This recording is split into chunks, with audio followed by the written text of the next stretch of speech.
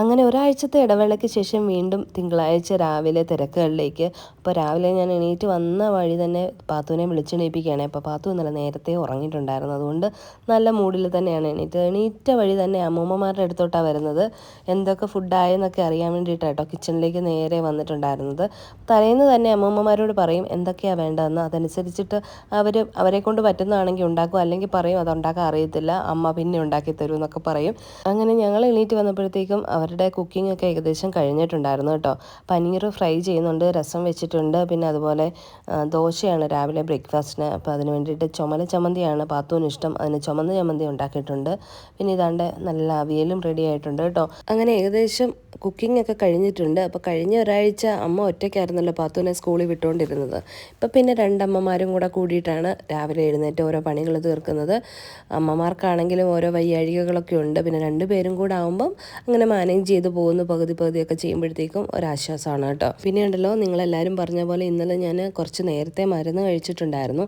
അതുകൊണ്ട് തന്നെ എനിക്ക് തലകറക്കം ബുദ്ധിമുട്ടൊന്നും രാവിലെ എഴുന്നേറ്റപ്പോൾ ഇല്ല. പക്ഷേ നല്ല ക്ഷീണമുണ്ട്, അതുപോലെ തന്നെ നല്ലവണ്ണം പെട്ടെന്ന് വെയിറ്റ് കൂടുന്നുണ്ട്, വണ്ണം വയ്ക്കുന്നുണ്ട്, ഭയങ്കരമായ ഉറക്കം വരവുണ്ട് കേട്ടോ. അപ്പം അങ്ങനെയുള്ള ബുദ്ധിമുട്ടുകളൊക്കെ ഉണ്ട്. എന്നാലും ആ തലകറക്കത്തിൻ്റെ ബുദ്ധിമുട്ടൊക്കെ അങ്ങ് മാറിയിട്ടുണ്ട്. പിന്നെ പനിയുടെ ബുദ്ധിമുട്ടുമുണ്ട്, കോൾഡുണ്ട്. അപ്പോൾ തനുവിനാണെങ്കിൽ കോൾഡ് കുറവുണ്ട്, പനിയും കുറവുണ്ട്, ചെറിയ ചുമയുണ്ട് കേട്ടോ. ചുമ അവൾക്കുള്ളത് കൊണ്ട് തന്നെ അതിൻ്റേതായ അസ്വസ്ഥത അവൾക്കുണ്ട്. അപ്പോൾ ദിനു ആണെങ്കിൽ ജിമ്മിൽ നിന്ന് വന്നിട്ട് വേഗം റെഡിയാവാനായിട്ട് പോയിട്ടുണ്ടായിരുന്നു. അപ്പോൾ പാത്തുവിനെ ആ സമയം കൊണ്ട് യൂണിഫോം ഒക്കെ ഇടിപ്പിച്ച് റെഡിയാക്കിയിട്ടുണ്ട് കേട്ടോ. അപ്പോൾ തനു ആണെങ്കിൽ ഉറക്കം എഴുന്നേറ്റിട്ട് നല്ല മൂഡായിട്ടില്ലായിരുന്നു, അതുകൊണ്ട് കരഞ്ഞുകൊണ്ടൊക്കെ ഇരിക്കുകയായിരുന്നു. ആ സമയത്തിന് ഞാൻ പിന്നെ ലഞ്ച് ബോക്സും ടിഫിൻ ബോക്സും ഒക്കെ പാക്ക് ചെയ്യുകയാണ്. ചോറ്, രസം, അവിയൽ, പനീർ, അതുപോലെ ആപ്പിളാണ് പാത്തുവിന് കൊടുത്തു വിടുന്നത്. ദിനുവിനാണെങ്കിൽ ചോറും രസവും അവിയലും കൂട്ടത്തിൽ മുട്ട തോരനും കൂടെ വെച്ചിട്ടുണ്ട് കേട്ടോ. അപ്പോൾ ഇത്രയാണ് നമുക്കിന്ന് ലഞ്ചും ടിഫിനുമായിട്ട് രണ്ടുപേർക്കും കൊടുത്തു വിടുന്നത്. അപ്പോൾ ഞാനിതൊക്കെ പാക്ക് ചെയ്യുന്ന സമയത്ത് പാത്തു ആണെങ്കിൽ സ്കൂളിൽ നിന്ന് ഡിക്റ്റേഷൻ ഉണ്ട് കേട്ടോ, ഹിന്ദിയുടെ. അപ്പോൾ ഇന്നലെ വൈകിട്ട് ഇരുന്നത് പഠിച്ചിട്ടുണ്ടായിരുന്നു, അപ്പോൾ ഒന്നും കൂടെ ഒന്ന് റിവൈസ് ചെയ്യായിരുന്നു. പിന്നെ ദിനു വേഗം റെഡിയായി വന്നിട്ട് ഇതാ മുട്ട കഴിക്കുകയാണ് കേട്ടോ. അങ്ങനെ രണ്ടുപേരും റെഡിയായി കഴിഞ്ഞപ്പോൾ പോവാറായെന്ന് വിചാരിച്ചിട്ടാന്ന് തോന്നുന്നു തനു ആണെങ്കിൽ പോയി ഡോറുകൾ തന്നെ ഇങ്ങനെ നിൽക്കുക കേട്ടോ, ഡോറ് തുറക്കാനായിട്ട്.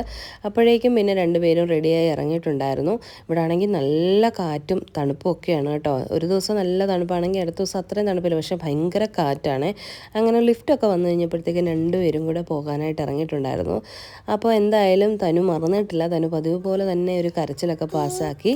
അത് കഴിഞ്ഞ് പിന്നെ ഓക്കെ ആയിരുന്നു കേട്ടോ.